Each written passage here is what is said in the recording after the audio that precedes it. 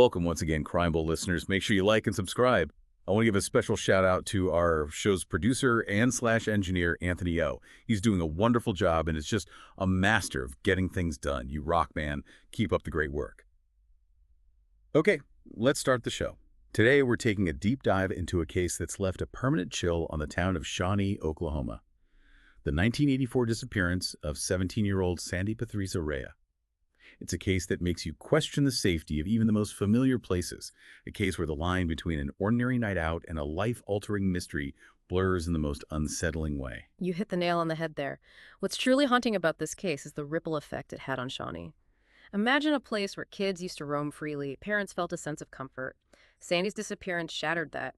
It introduced a fear that's lingered for decades, a constant reminder that even in a seemingly tight-knit community, the unthinkable can happen. And to think, it all started at a place most of us associate with good times, the local bowling alley. You're surrounded by people, lights, noise.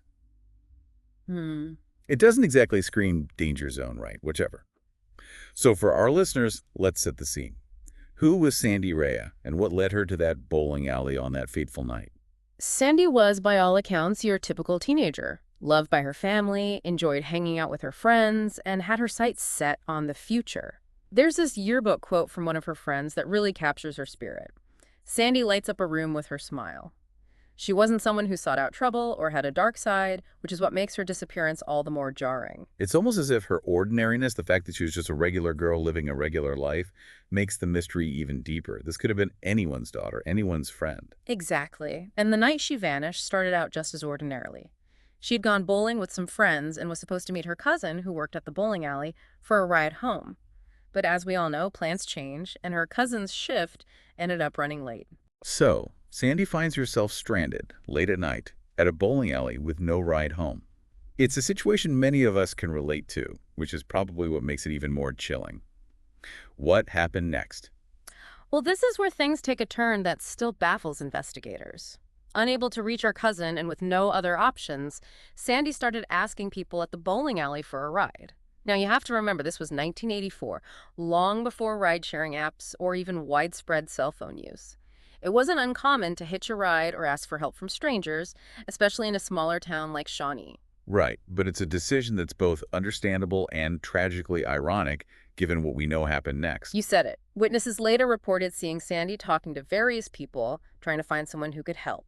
And then around 10 p.m., she's seen leaving the bowling alley with an unidentified man.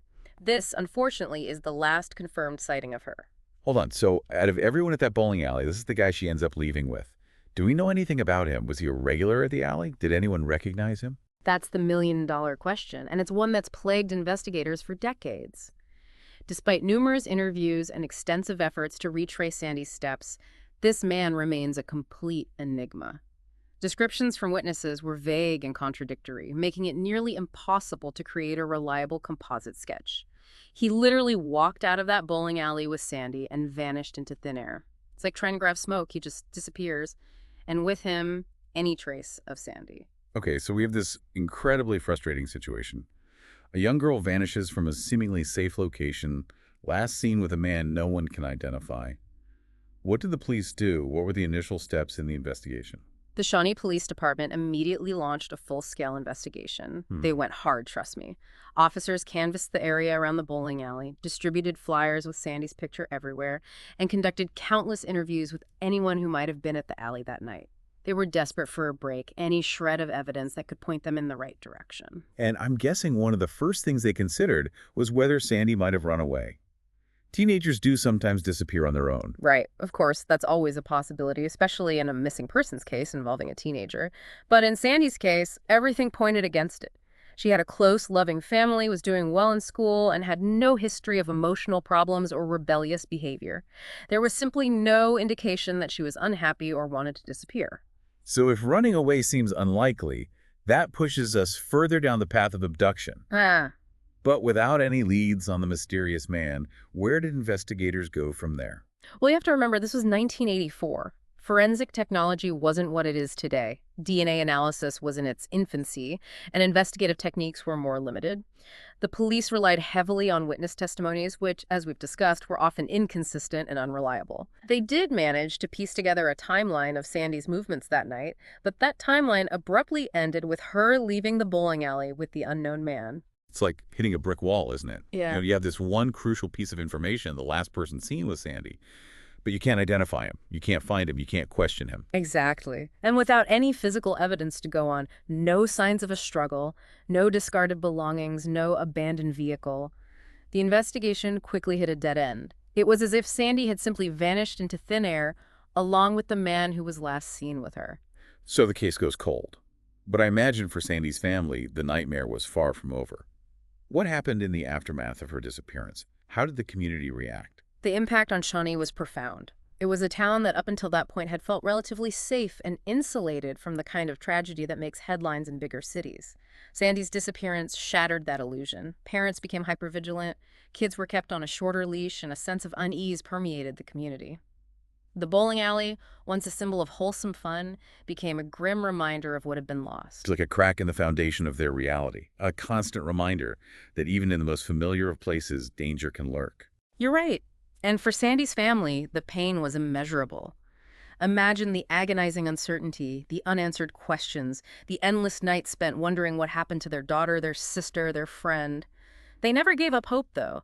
They organized searches, held vigils, and kept Sandy's story in the public eye, desperate for any information that could lead to her. It's a testament to the power of love and resilience.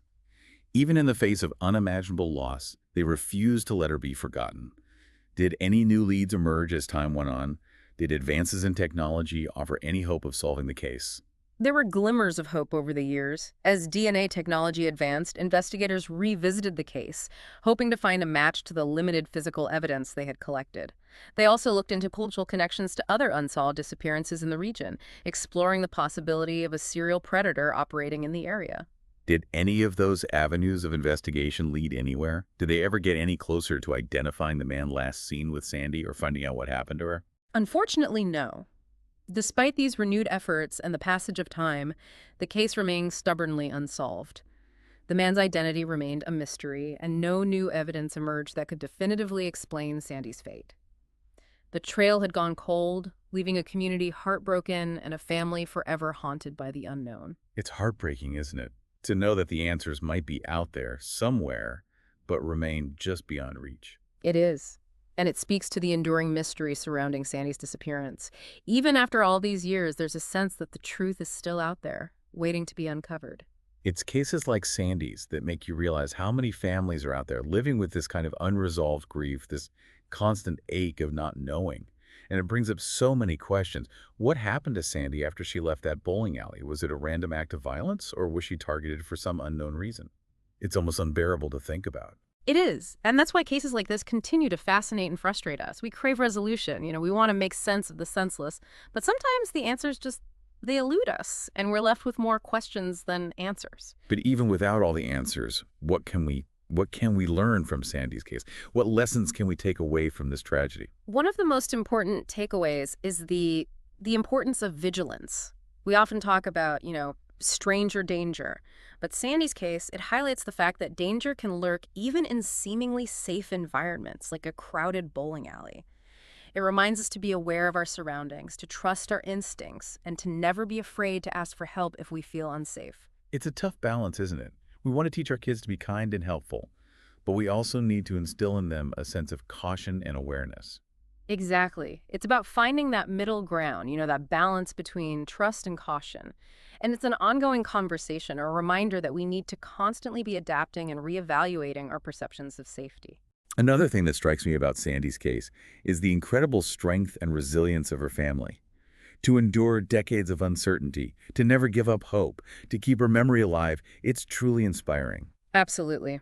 They've turned their pain into purpose, becoming advocates for missing persons and working tirelessly to ensure that Sandy's case and others like it aren't forgotten. Their dedication is a reminder that even in the face of overwhelming loss, there's always room for hope, for action, for making a difference. Well said. So as we wrap up our deep dive into Sandy's disappearance, I want to leave our listeners with a thought.